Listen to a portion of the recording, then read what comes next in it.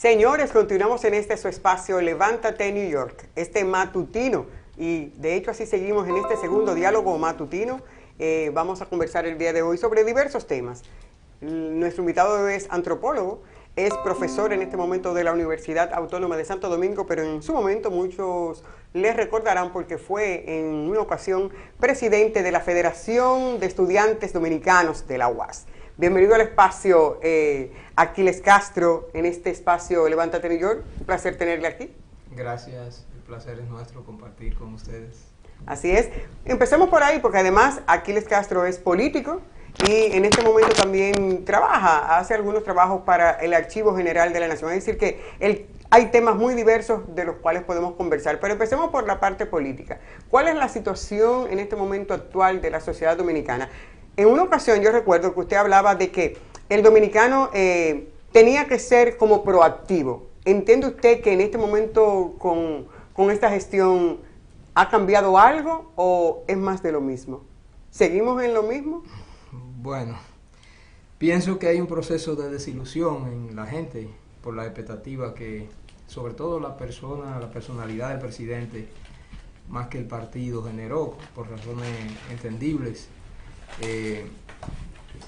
Muchacho joven, la familia de donde viene, su padre fue una persona apreciada en la sociedad dominicana, una gente haciendo política que no se le ha vinculado nunca a temas de corrupción, y el hastío con la gestión anterior generó muchas expectativas y eso está en un proceso de frustración en este momento, lento, porque todavía en segmento de la sociedad se separa como al presidente del resto del gobierno, fruto de aquella aureola, ¿verdad?, con la cual entró al poder. Sin embargo, ese es un proceso que hoy se comienza a manifestar en acciones de calle.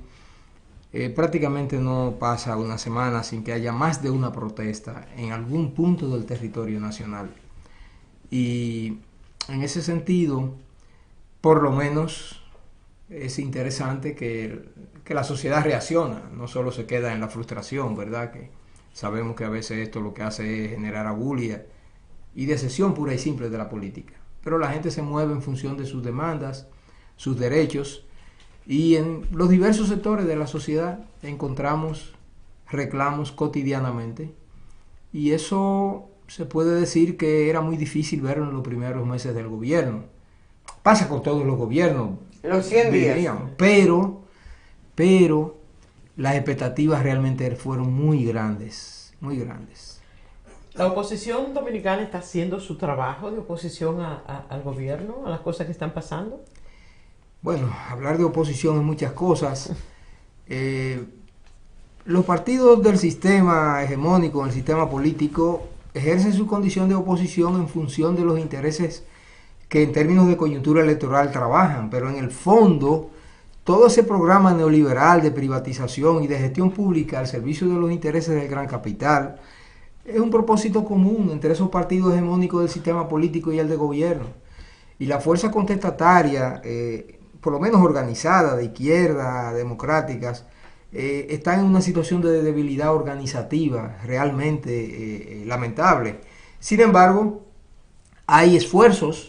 En este momento se está trabajando una propuesta político-electoral que procura a ver si esos sectores progresistas se ponen de acuerdo.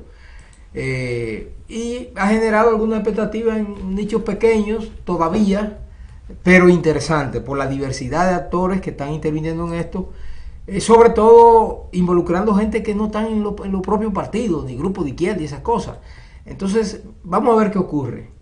En ese sentido, hay un laborantismo de todas esas reservas de lo que fue Marcha Verde, toda aquella demanda alrededor del porciento de educación. 4%. Todo eso es un acumulado democrático que está ahí y que de alguna manera uno apuesta que en algún momento eso se exprese, porque mucho de eso fue lo que hizo posible en la forma como ocurrió el triunfo de Abinader. O sea, la sociedad no encontró otro canal por donde expresar ese descontento acumulado, pero eso no quiere decir que toda esa gente era ni que PRM ni Abinader. Usted mencionó a la izquierda y habló de organización, sí, así pero es. ¿No ha perdido la credibilidad la izquierda en República Dominicana? Bueno, izquierda es muchas cosas. Lo que decía es que sí hay una situación de debilidad organizativa. ¿Hasta dónde credibilidad?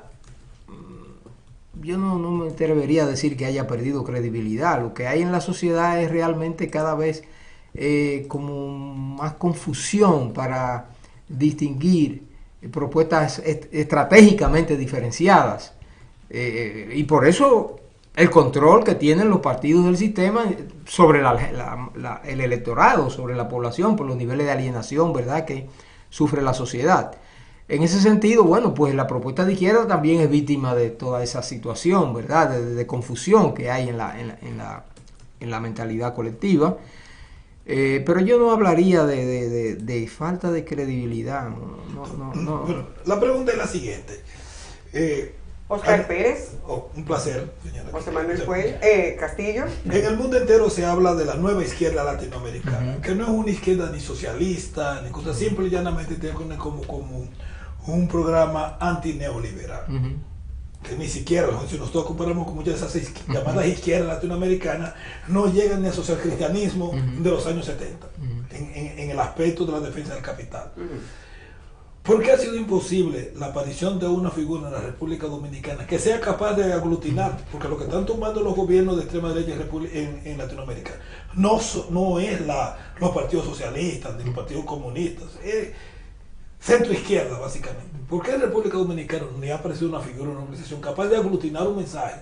O sea, de tener un mensaje aglutinador en función de que, señor, nosotros no es comunismo lo que vamos a hacer, ni socialismo, es esto y esto.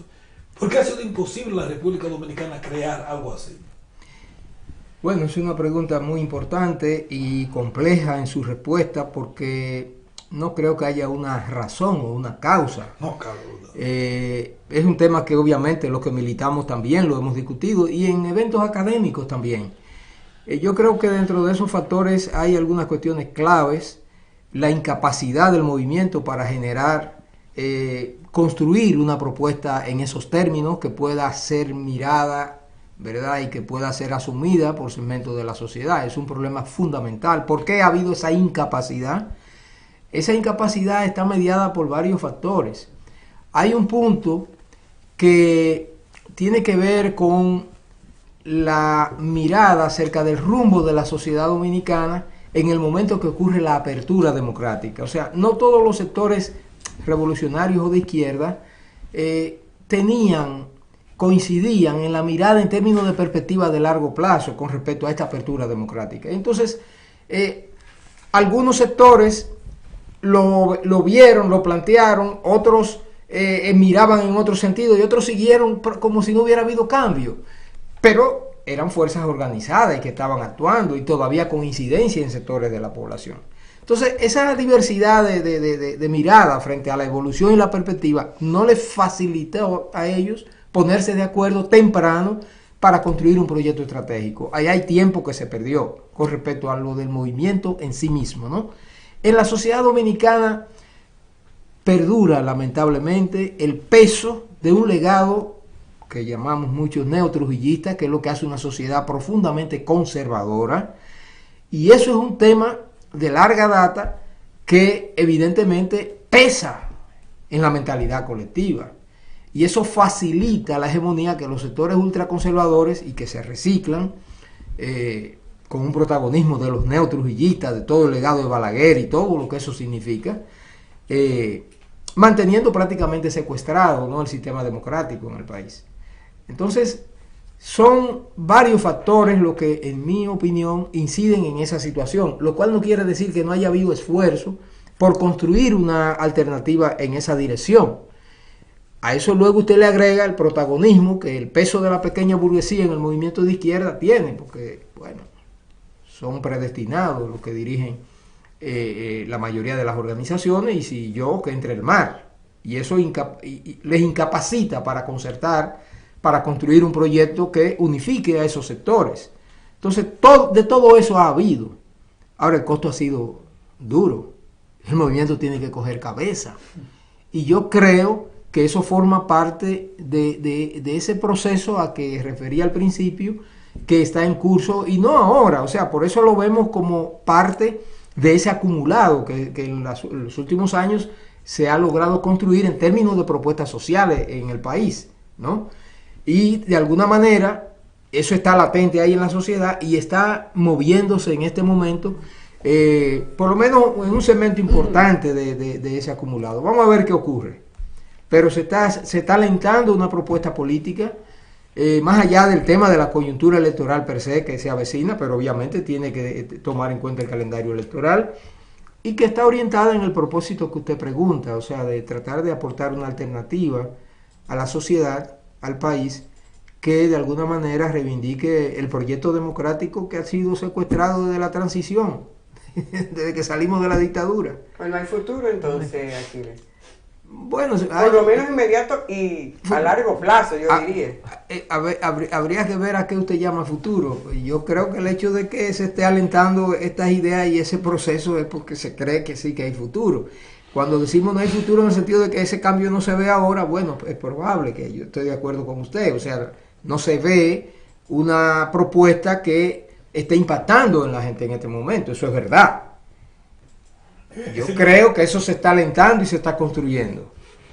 Estuvimos tratando aquí de discutir, hablar, pero usted supongo que usted debe tener más propiedad para decir lo que nosotros, y es tratando de analizar el sistema político de partidos políticos de la República Dominicana, cómo la mayoría de los partidos que están ahora vigentes en el país vienen de un solo partido, que es el Partido Revolucionario Dominicano, creado por Juan Bosch, y que se ha ido fraccionando en el camino. O sea, la matriz es la misma. ¿Cómo afecta eso al sistema de partidos políticos de la República Dominicana? Bueno, en lo que es el juego del sistema, ¿verdad? Digamos que lo que permite es ver que hay una continuidad histórica en función del núcleo vinculado a la élite del país que se ha reproducido en el control del poder. Pero en términos de la sociedad y hasta dónde eso puede ser un elemento que haya afectado el hecho de que estemos donde estamos, no me parece. Porque responden todas esas experiencias con las matizaciones que en justicia hay que hacer, porque en los contextos, ¿verdad? En los contextos. Bosch y el PRD, Bosch y el gobierno de Bosch, el PRD, abril de 65, el PRD, Peña Gómez, 12 años de Balaguer, o sea, todo eso son cosas distintas si lo comparamos con el PRD posterior y menos con esto que hay ahora. O sea, las cosas hay que ponerlas donde van. Yo no puedo simplemente despachar que Peña Gómez era un vocero de la oligarquía, cuando ha sido uno de los principales portaestandartes de un proyecto democrático en la República Dominicana. Entonces, en ese sentido es que le digo que me parece que si bien en el fondo, ¿verdad?, esa experiencia de que el partidismo hegemónico en la sociedad dominicana tiene una matriz común, lo que hace es reafirmar que, evidentemente, que el control de toda la sociedad sigue en manos de una élite que se sucede, ¿verdad?, al margen de los colores. Bueno, ahora mismo está en primera plana el noviazgo renacido entre Hipólito y Danilo Medina. Ustedes han visto eso. Entonces, sí, para eso pienso que sirve, ilustra, grafica, ayuda para que la gente de a pie pueda, ¿verdad?, establecer una relación. Pero en términos de impacto y que si eso ha sido una retranca para una opción alternativa, no me parece. ¿Y cómo anda la situación, viendo tantos reveses que ha tenido el gobierno de Luis Abinader? ¿No se vislumbra para el 2024 que vuelva Leonel Fernández o, por qué no, el PLD? El PLD, claro. Mira, lo que se percibe, y no ahora, o sea, inmediatamente pasó el proceso y en las condiciones que quedó Danilo Medina y su grupo, la jornada que lleva a cabo el Ministerio Público, porque no sé si se habrán equivocado designando a esta señora ahí, pero lo cierto es que doña Miriam es una persona hasta hoy íntegra. Entonces, todo eso lo que hace es coadyuvar a facilitar el entendimiento entre todos los factores del PLD y no solo PLD. En ese sentido, eso no es una sorpresa, el hecho que Danilo Medina y Leonel se junten. y quién sabe si una fracción del PRM, aunque no sea público. También. Porque el ganterismo político, señores, el ganterismo político. Entonces, ¿qué pasa? Que este presidente no necesita, él y su grupo, del ganterismo político, y tiene que guardar esa apariencia de que él no es resultado de eso.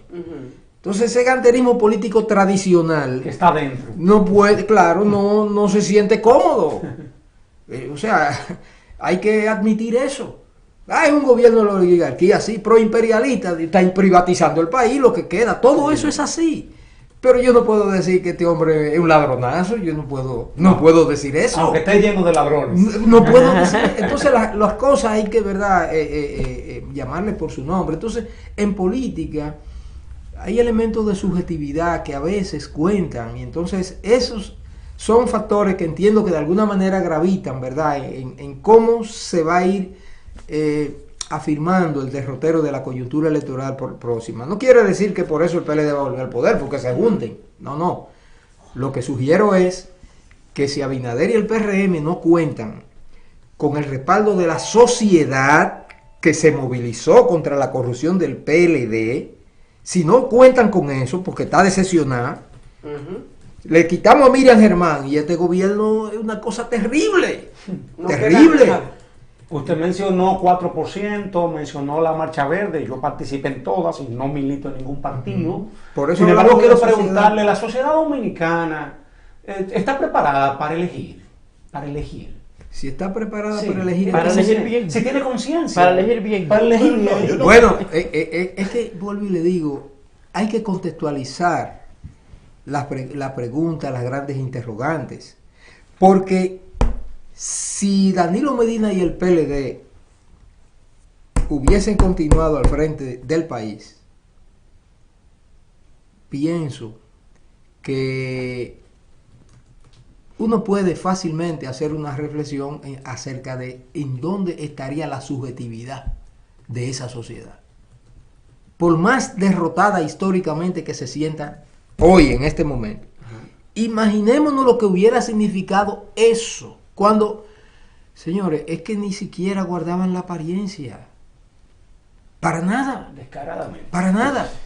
En ese sentido, ¿cómo decir que la sociedad no supo elegir en ese momento? Cuando no fue capaz el movimiento democrático de construir una opción distinta. Yo creo que el pueblo supo elegir ahí. Oh, claro. Entonces, si está o no preparada para elegir, por eso le digo, es relativo y hay que contextualizarlo, hay que ver de qué coyuntura, de cuál situación estamos hablando. Yo siempre digo que la sociedad dominicana va y elige y dice, bueno, Vota. Tim Marino de Pingüe, voy a elegir lo menos malo, Vota. no lo mejor. No elige. No, vota. todas las elecciones son coyunturales. Yo conozco todas Sí, las claro elecciones que son coyunturales. Y el sistema es un sistema. Pero ¿qué es lo que él dice? No, el sistema político no te da las ofertas para tú elegir lo mejor, Pero esa es la sino visión. lo menos malo. Guillermo Moreno no avanza. Señores, Y usted podría también Sí, hablar pero de eso. es lo que decíamos ahorita, es la incapacidad del movimiento democrático para construir eso. Bueno, Ahora, la mayoría de los que han encabezado proyectos, vuelvo y le digo, es yo o que entre el mar. Ay. Esa ha sido la experiencia, más. lamentable, No más. lamentable. existe algo que a mí me llama la atención.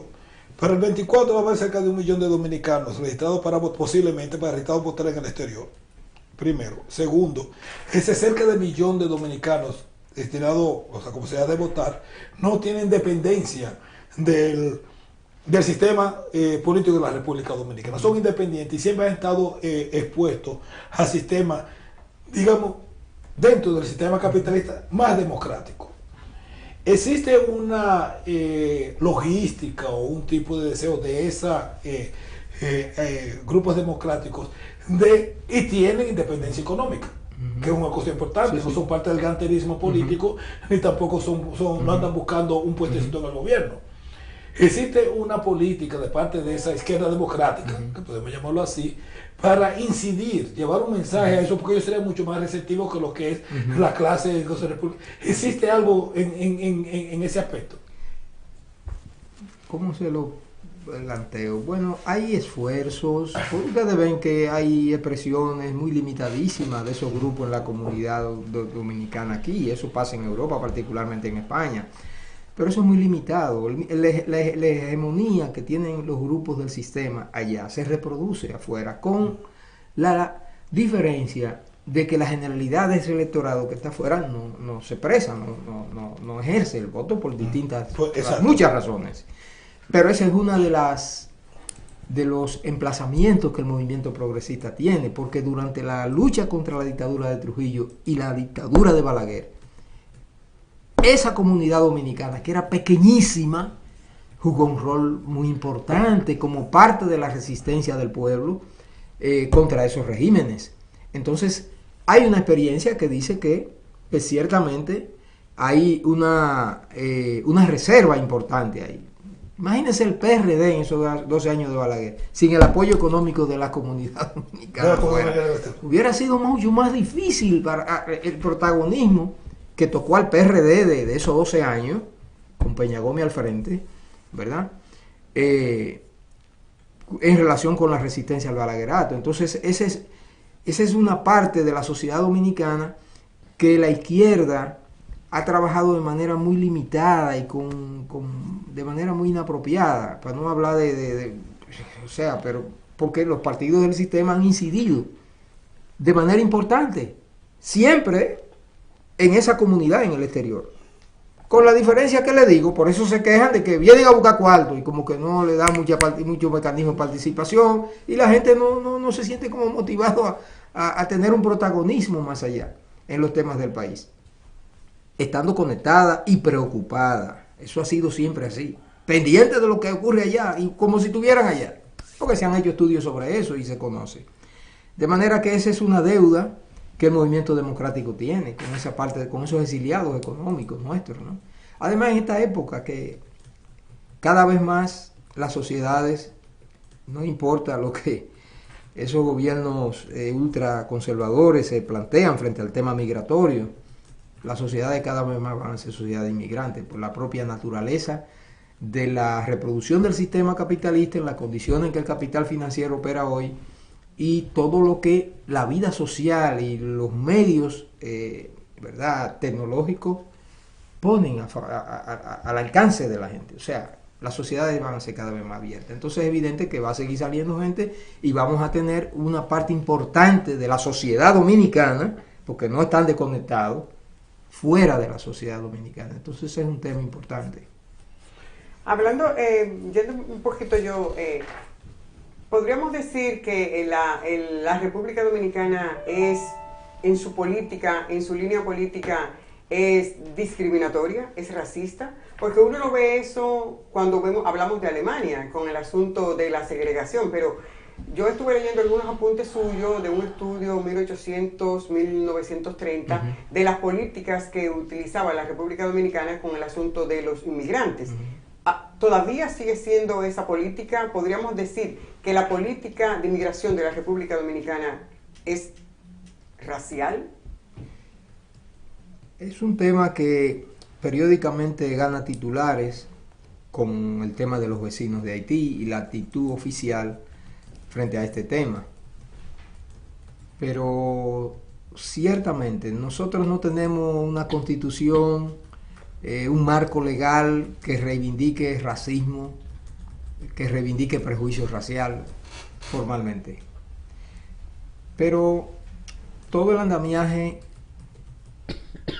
ideológico y ciertos soportes jurídicos están constituidos con ese propósito, y eso está vinculado a la necesidad de reproducción del capital pensado.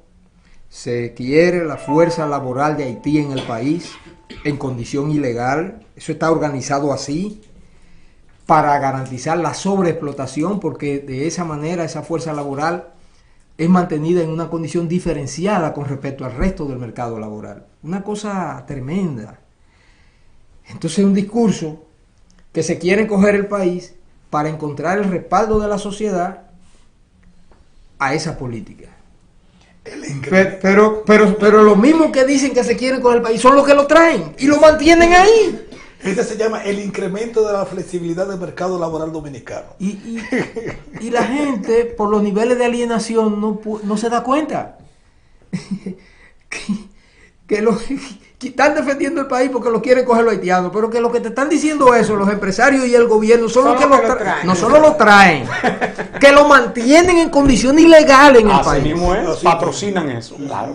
Mire, esa sentencia famosa del Tribunal Constitucional, 163, que va al año 1929, señores, despojando de nacionalidad a no se sabe tercera, cuarta, quinta generación de muchachos, pero no lo recogen y lo llevan para Haití. No, es que ellos lo quieren en el país. Ilegal, sin derechos, para sobreexplotarlo. Una cosa, por favor. Y usted ve gente que fue a la escuela defendiendo esa vaina, porque que lo haga Vincho, no importa. Porque ellos viven de eso. Ellos saben que esto es un disparate y un discurso. Ese es su tema. Pero de eso es que viven. Sí, viven de eso. Pero usted ve gente que no es eso. Que estudiaron. Y que supuestamente son honestos. Oiga, no. ¿Usted está de acuerdo en lo que dice Zorrillo Osuna, declarar presidente post-mortem a José Francisco Peña Gómez? Mira, esos títulos yo no sé para qué sirven. Honestamente. Sí. Pudieran declararlo, tienen el control del aparato jurídico. ¿Y por qué no contribuyeron a que efectivamente fuera presidente? Los mismos que lo pudieran declarar. ¿Por qué murió? No, pero pudieron hacerlo presidente antes. ¿Por qué fue Guzmán? ¿Por qué fue Jorge Blanco? Y no fue Peña Gómez. Por Moreno. Entonces, yo no sé, pero eso... somos hipócritas, porque me incluyo dentro de los dominicanos que somos hipócritas. Yo veo a nuestro invitado Narciso González. Aquí lo estoy viendo. Como antropólogo, yo quisiera su opinión. Sí, yo estoy leyendo he visto varios libros sobre la formación de la psiquis política del dominicano, y muchos la caracteriza como fatalista. De que el dominicano tiene esa predisposición a creer que todo va a salir mal. ¿Tiene eso un basamento histórico? Si es cierto, ¿cuáles son las condiciones o las razones que han llevado a la creación de ese fatalismo, si existe, en la comunidad dominicana? Bueno, mire, más que eso, lo que creo que durante mucho tiempo se habló del pesimismo dominicano, que aunque sus autores no reivindicaron eso, el término, pero es como el concepto bajo el cual se agrupó una serie de ideas acerca de la nación, el país, la vía de desarrollo, de realización, en función de los proyectos, los programas que una parte importante de la intelectualidad nuestra delineó, construyó. Dentro de esos elementos, dos factores clave que llevaron a llamarle pesimismo es porque veían que la posibilidad del país avanzar obligaba a que el protagonismo lo asumiera la élite ilustrada, y descalificaban a ese pueblo, un pueblo analfabeto, un pueblo incapaz, tarado, todas las calificativos que no puede, hay que llevarlo. Nuestras lumbreras intelectuales del siglo XIX y primeras décadas del siglo XX en general coincidían en esa visión, salvo Pedro Francisco Bono, que se fijó en el campo, en los campesinos, en la gente de abajo. Entonces, eso, junto con el hecho de que debíamos promover inmigración de población blanca europea para inyectar a la sociedad el elemento de civilizador, con esos términos, Entonces, la visión crítica de la intelectualidad que le sucede construye a través del concepto de pesimismo dominicano como la sombrilla a través de la cual se analiza todo ese pensamiento de toda esta gente. Gente bien intencionada que militaron en la primera ocupación militar norteamericana, O sea, no es que esta gente eran de que unos reaccionarios, trujillistas, no, no. La mayoría terminó siendo trujillistas, pero no todos eran eso. El hecho es que la visión de país que tenían era esa, pero no eran ellos. Es que la élite ilustrada en América Latina tenía ese pensamiento. Desde Rodó, Sarmiento y esa gente. Entonces, de alguna manera, eso impacta posteriormente y algo de eso queda, y entonces puede que se interprete en los términos que usted decía ahorita, como fatalismo, pero ese pesimismo que no permite que la sociedad no va a avanzar hasta que no ocurriera eso. Y bajo ese discurso es que se instaló el proyecto de la modernidad en el país, esa que catapultó la dictadura. Eso podría explicar, en ciertos términos, el fracaso del PLD, en términos de esa concepción elitista, del jefe, del líder, nosotros somos los dueños de la verdad. Pero ahora yo siento que hay más que eso que en el PLD. No, a eso es lo que yo me refiero. Porque el grupito del entorno del presidente es, ¿cómo que le dicen? ¿Qué tú dices? Los popis. Los popis. Los popis son popis. O sea, pero lo que yo me refiero es lo siguiente, o sea, todos los grupos políticos de República Dominicana están liderados por el gran líder. Y existe una concepción antidemocrática en términos de la relación desarrollo-país, donde hay que buscar un grupo de brillantes, de cosas que tienen que tener ese pueblo incivilizado que no tienen nada que aportar. Y eso parece como que es una cosa común, no solamente de la derecha, sino también hasta de la izquierda en la República Dominicana. ¿Podría eso explicar los diferentes fracasos que hemos tenido en los últimos años, tanto con el PRD cuando llega al PD, con el PLD cuando llega al poder, en esa incapacidad de democratizar la relación Estado-población? No, está claro que el hecho de que no hayamos como país, como nación, construido un proyecto democrático es uno de los principales fracasos de la sociedad, del país. Y eso, si se busca responsable, es quienes han tenido el control del Estado. Porque una sociedad que no avanza en su democratización no puede hablar de un proyecto de realización social. Porque estamos hablando de lo colectivo, de la colectividad. En ese sentido, se pudiera afirmar eso en los términos que usted dice. Lo que no creo que esa mirada por encima del hombro, ¿no?, que la élite acuñó, necesariamente involucre a la izquierda, como usted dice, porque recuerde que la izquierda tradicional, se le dice hoy, ¿verdad?, la izquierda ortodoxa, su principal bandera era la clase obrera, el proletariado, los trabajadores y los campesinos. Ese era el discurso. O sea, no solo el discurso, señores, muchos que egresaron de la universidad y que hoy lo reivindicamos como mártires de los 12 años, con título universitario, fue en los campos que lo mató la guardia. O en la ciudad, en vida clandestina, pero junto con la gente. O sea, yo creo que hay que ser crítico, muy crítico, para asimilar la experiencia, ¿verdad?, de cosas a veces incomprensibles, de la experiencia de nuestro movimiento revolucionario. Pero si nosotros no destacamos sus luces, sus aportes, ¿quién va a hacerlo? Sus luchas. Y ahí hay un heroísmo, que es del pueblo. Sus vidas. Claro que Que sí. es del pueblo.